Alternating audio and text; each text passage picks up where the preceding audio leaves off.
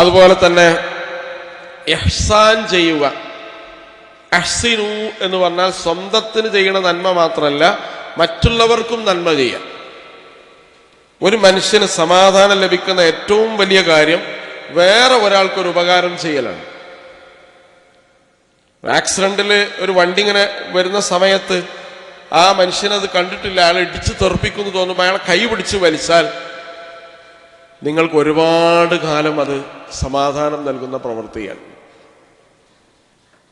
ഒരാൾ ഒരു അപകടത്തിൽപ്പെടുമ്പോൾ അയാൾ വാരിപ്പിടിച്ച് ഹോസ്പിറ്റലിൽ കൊണ്ടുപോയി അയാളെ ജീവൻ രക്ഷിച്ചാൽ നിങ്ങൾക്ക് അനേകം പണം സമ്പാദിക്കുന്നതിനേക്കാൾ സമാധാനം ആ പ്രവൃത്തി ഉണ്ടാവും. ഇല്ലേ? സമാധാനം ഉണ്ടാവും. ഒരു ആംബുലൻസ് നിങ്ങളുടെ മുന്നിലൂടെ പോകുമ്പോൾ ഒന്നെങ്കിൽ എന്തായിരിക്കും, ആ ആംബുലൻസ് രോഗിയായ, വളരെ സീരിയസ് ആയ രോഗിയാണ്. ഏത് മനുഷ്യനാവട്ടെ നിങ്ങൾക്ക് മനസ്സിൽ പ്രാർത്ഥിക്കും, ഒരു നഷ്ടമില്ലല്ലോ. പടച്ചോനെ, ആ ആംബുലൻസ് കിടക്കുന്ന ആളുടെ രോഗം ശിഫയാക്കി കൊടുക്കണേ, ആഫിയത്ത് കൊടുക്കണേ എന്ന് പ്രാർത്ഥിച്ച് നിങ്ങൾക്ക് പോകാം, ഒരു കുഴപ്പമില്ല. നിങ്ങളുടെ പ്രാർത്ഥന കൊണ്ട് അയാൾ രക്ഷപ്പെട്ടാൽ പരോപകാരം മനുഷ്യനെന്ത് ചെയ്യും? സമാധാനം നൽകും. നമ്മൾ നന്മ സമ്പാദിക്കുക, നമുക്ക് എന്തെങ്കിലും ചെയ്യാന്നുള്ള, വേറെ ഒരാൾക്ക് ചെയ്തു കൊടുക്കാൻ നമുക്ക് കഴിഞ്ഞാൽ, നല്ല കുടുംബത്തിന് വേണ്ടി പ്രാർത്ഥിക്കാൻ പഠിപ്പിച്ചപ്പോൾ എന്താ പറഞ്ഞത്? റബ്ബന ഹബ് ലനാ മിൻ അസ്വാജിന വദുരിയാതിന ഖുറത അയുനിൻ വജഅൽനാ ലിൽ മുത്തഖീന ഇമാമ. മക്കളിലും ഇണകളിലും തുണകളിലും കൺകുളിർമണ്ടാവണം. മകനെ കാണുമ്പോൾ വാപ്പാന്റെ മുഖത്തൊരു പ്രയാസം ഉണ്ടാവരുത്, സന്തോഷമുണ്ടാവണം ഹൃദയത്തിൽ. എന്നിട്ട് പറയണം വജഅൽനാ ലിൽ മുത്തഖീന ഇമാമ. എല്ലാ നല്ല കാര്യങ്ങളിലും ഞങ്ങൾ എന്ത് ചെയ്യണം? നിസ്കാരത്തിന് ഇമാം വെക്കണ മാത്രമല്ല, അത് നാട്ടിൽ നടക്കണ ഏത് നന്മയിലും മക്കൾ സജീവായാൽ വാപ്പാക്കും ഉമ്മാക്കും എന്തുണ്ടാവും? കൺകുളിർമണ്ടാവും.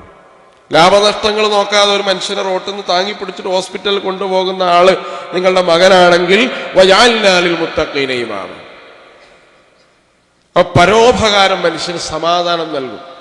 ഇർഹമു മൻ ഫിൽ അർളി യർഹംകും മൻ ഫിസ് സമാ. നീ ഭൂമിയിലുള്ളവരോട് കരുണ ചെയ്യൂ, എങ്കിൽ ആകാശത്തുള്ളവൻ നിങ്ങളോട് കരുണ ചെയ്യും. അപ്പൊ പരോപകാരം, റഹ്മത്ത്, കാരുണ്യം ചെയ്യും. നിങ്ങളുടെ മുന്നിൽ ഒരു അനാഥ കുട്ടി വന്നാൽ നിങ്ങൾ ആ കുട്ടിയുടെ തലയിൽ തടവി വാത്സല്യം പ്രകടിപ്പിക്കൂ. നല്ല പുണ്യമുള്ള പ്രവൃത്തിയാണ് ഒരു അനാഥ കുട്ടിയെ ചേർത്ത് പിടിക്കുക. അനാഥ കുട്ടി സ്വന്തം മക്കളെ പോലെയാണ്. നിങ്ങളുടെ വീട്ടിലെ കുട്ടി ഭക്ഷണം ഇറക്കുന്നുണ്ടെങ്കിൽ അപ്പുറത്ത് അനാഥ കുട്ടിയും ഭക്ഷണം ഇറക്കിയിരിക്കണം. അത് ഫർള, നിർബന്ധമാണ്. അതുകൊണ്ടാണ് അനാഥ കുട്ടി എന്നുള്ള സക്കാത്തിന്റെ ഇനത്തിൽപ്പെടാത്തതിന്റെ കാരണം അതാണ്. മക്കൾക്ക് സക്കാത്തില്ലല്ലോ, ബാപ്പാക്കും ഉമ്മാക്കും സക്കാത്തുണ്ടോ? ഇല്ല. കാരണം നിങ്ങൾ നോക്കേണ്ട ആളാണ് ആര്? യതീം. നിങ്ങൾ സക്കാത്തിന്റെ അവകാശിയാണോ എന്ന്, സക്കാത്ത് കൊടുക്കാൻ ഉള്ള സാമ്പത്തിക ശേഷി ഉണ്ടോ എന്നുള്ള കാര്യമൊന്നും പ്രയാസം, അതവിടെ പ്രശ്നമേ അല്ല. അനാഥ കുട്ടികൾ അടുത്തുണ്ടെങ്കിൽ അവന് ഭക്ഷണം കൊടുത്തിരിക്കണം, സ്വന്തം കുട്ടിക്ക് ഭക്ഷണം കൊടുക്കുന്നത് പോലെ. അപ്പൊ ഇതെന്താണ്? പരോപകാരം എന്ന് പറയുന്നത് മനുഷ്യന് സമാധാനം നൽകുന്ന പ്രവൃത്തിയാണ്. ഇഹ്സാൻ ചെയ്യുക എന്ന് പറയുന്നു. മറ്റൊന്ന് ഇബാദ് അംറാദിൽ ഖുലൂബ്, ഹൃദയത്തിന്റെ അസുഖങ്ങളെ മാറ്റുക. അത് നമുക്കൊരു ലാബിൽ ടെസ്റ്റ് ചെയ്ത് കണ്ടെത്താൻ പറ്റുന്ന സാധനമല്ല. ബ്ലഡ് കൊണ്ടേ കൊടുത്താൽ കൊളസ്ട്രോൾ, ഷുഗർ, സോഡിയം, ഇതിന്റെ ലെവലൊക്കെ മനസ്സിലാവും. പക്ഷെ അസൂയന്റെ ലെവൽ മനസ്സിലാവില്ല. ഇല്ല, കുനിഷ്ട്, കുശുമ്പ്, ഇതൊന്നും മനസ്സിലാവില്ല. അത് ബ്ലഡിലില്ല, ബ്ലഡിലുള്ള കാര്യം. ഇന്ന ശൈത്താൻ യജ്രി മജറദ്ദം. ബ്ലഡ് എവിടേക്കൊക്കെ പോകുന്നോ ആ സ്ഥലത്തിലൂടെ എല്ലാം പിശാച് സർക്കുലേറ്റ് ചെയ്യും എന്ന് നബി സല്ലല്ലാഹു അലൈഹി വസല്ലം. പിശാച് ബ്ലഡിന്റെ കൂടെ ഉണ്ട്, പക്ഷെ അത് ലാബിൽ കിട്ടൂല. അത് അംറാദുൽ ഖുലൂബാണ്. ഫീ ഖുലൂബിഹിം മറദുൻ ഫസാദഹുമുല്ലാഹു മറദ.